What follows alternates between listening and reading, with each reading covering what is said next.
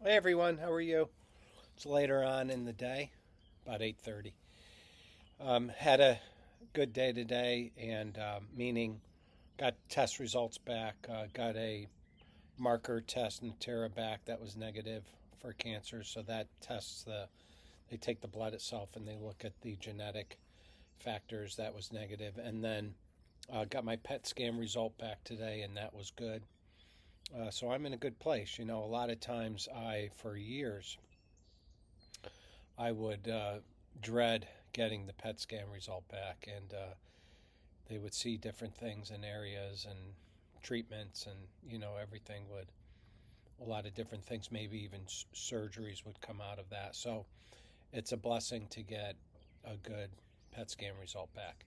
So I left off in my journey that I was down at Memorial Sloan Kettering with a preeminent bladder cancer specialist down there who was getting ready to remove the bladder, prostate, and a fairly large section of the ureter.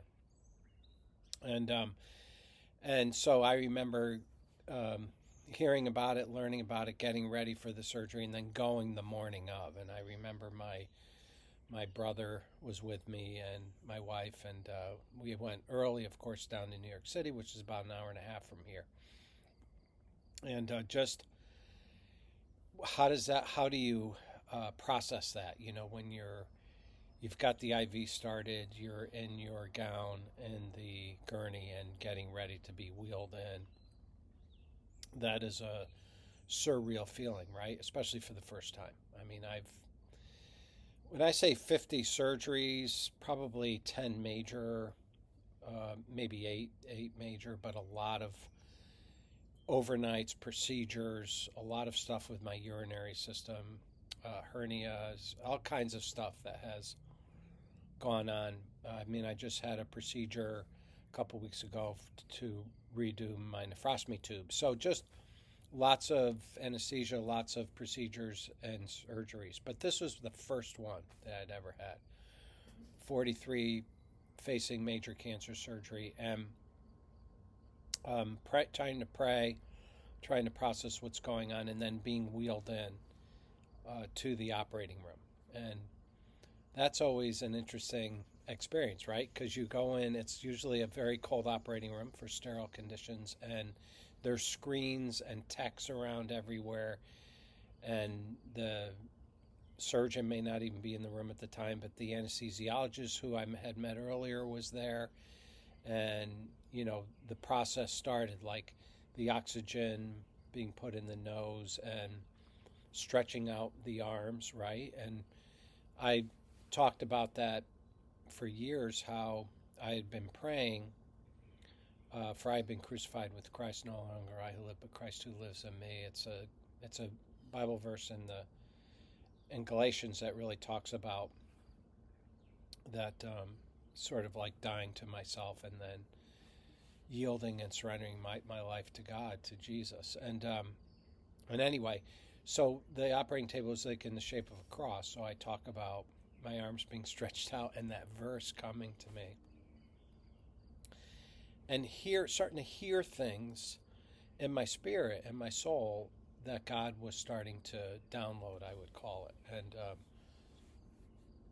a very curious thing happened before I went under.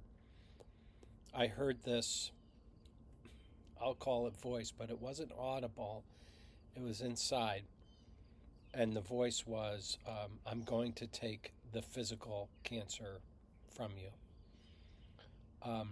And then, and I'm going to perform spiritual surgery on you also for the spiritual cancer. And I was like, this is a thought that didn't come from me. And I'm like, what do you mean spiritual cancer? And before I could answer that, I had gone under. And the next thing I remember, of course, was being in a recovery room. And I'll talk about my 3.5 week stint down at Memorial Sloan recovering from that. But this concept of God entering into this surgical cancer world with me. I mean, he inserted himself into this world. I invited him in, but he did. He inserted himself. And so a lot of times when I would do a podcast, we would talk about going through the wall of cancer is really an invitation to step into something. And for me, that meant to step into the presence of Christ, to step into surrender, to step into trust. I was beginning to do a whole faith journey of, can I trust you, God, with my life? Because eventually, years later, I would get the news, call hospice, go home, get your affairs in order, call hospice. And then it's like, what do I really believe about eternity? And where does God fit into all that's going on with me? So I was beginning this journey, and it was not a journey by myself. It was a journey with God. And of course, my community, my family was around me, church and all that. But this was going to be something very special, a very special journey, relationship, partnership with Jesus. And that lasted and still lasts today. Cancer has been probably the greatest amount of harm in my life, but also the greatest amount of revelation about Jesus, the greatest amount of his presence.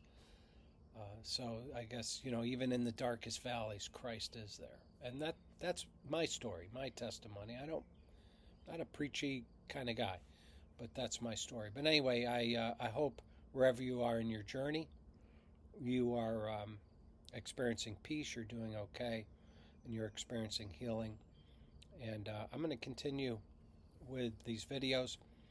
I am heading out tomorrow for my son's wedding, so I may not, it may take me a few days to get back to you. Thanks. Bye.